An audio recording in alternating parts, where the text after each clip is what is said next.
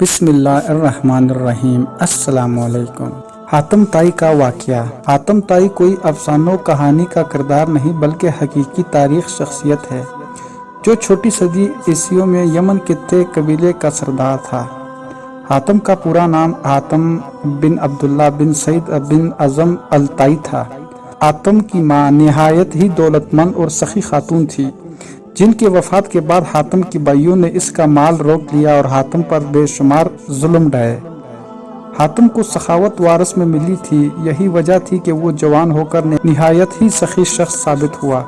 حاتم نے سخاوت میں اس قدر مبالغہ کیا کہ جب وہ بچپن میں دادا کے پاس رہا کرتا تھا اس وقت وہ اپنا کھانا لے کر باہر نکل جاتا تھا۔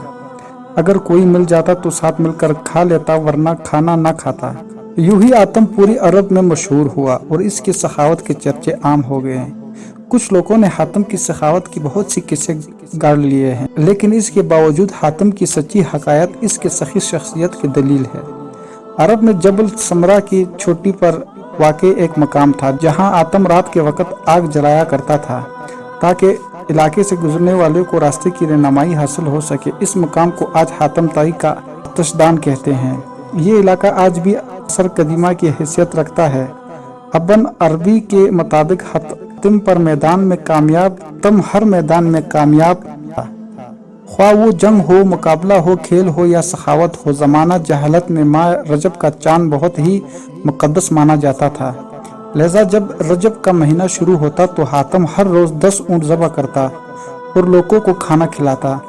یوں ہی تو حاتم کی سخاوت اور فراخ دلی کی قصے بہت سارے ہیں، لیکن چند ایک جو بہت ہی مشہور ہے کہ روم کے بادشاہ قیصر کے دربار میں ایک دن حاتم طائی کی سخاوت کا تذکرہ ہوا۔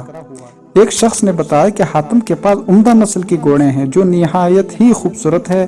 حاتم کی تعریف سن کر بادشاہ نے کہا کہ تک کسی آدمی کو آزمایا نہ جائے اس وقت تک اس کے بارے میں کوئی رائے قائم نہ کرنا عقل کے خلاف ہے۔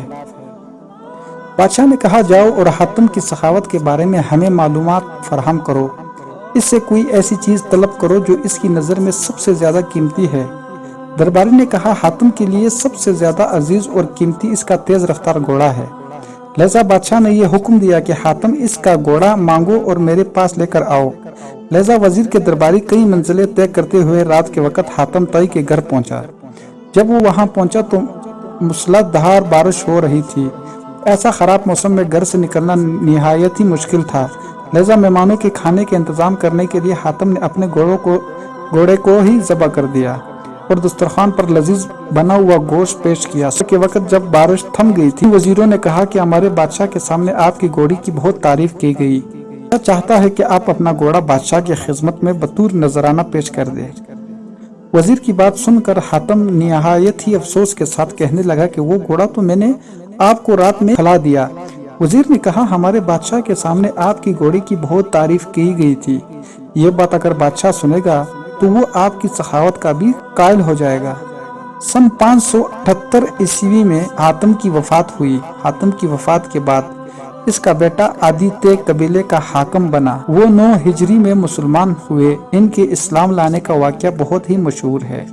عادی اپنی قوم کی سردار تھے۔ قوم پیداوار اور مال و غنیمت کا چوتھائی حصہ ان کا نظر کیا کرتے تھے۔ انہیں مسلمانوں سے سخت دشمنی تھی، وہ عیسائی تھا اور اسلام کو عیسائیت کا رکب سمجھتے تھے۔ سردار ہونے کی وجہ سے نبی صلی اللہ علیہ وسلم کی اقتدار ان کی آنکھوں میں قطع تھا۔ یمن کے قبیلے طے نے اسلام کے خلاف بغاوت کی۔ حضرت علی ان دنوں میں یمن کے گورنر تھے۔ انہوں نے بغاوت کو ختم کیا اور بغاوت کی لیڈروں کو گرفتار کر کے مدینہ بھیج دیا۔ ان میں عادی کی بہن صفانہ تھی، یعنی صفانہ بنت حاتم، وہ بھی نبی صلی اللہ علیہ وسلم کے سامنے پیش کی گئی۔ انہوں نے کہا کہ میں سخی حاتم طائی کی بیٹی ہوں۔ میرا باپ بھوکوں کا پیٹ بھرتا تھا اور غریبوں پر رحم کرتا تھا۔ اس پر نبی صلی اللہ علیہ وسلم نے فرمایا تیرے باپ میں مسلمانوں کی سی خوبیاں تھی، تیرا باپ مسلمان ہوتا تو یقیناً ہم اس پر رحم کا معاملہ ہی فرماتے۔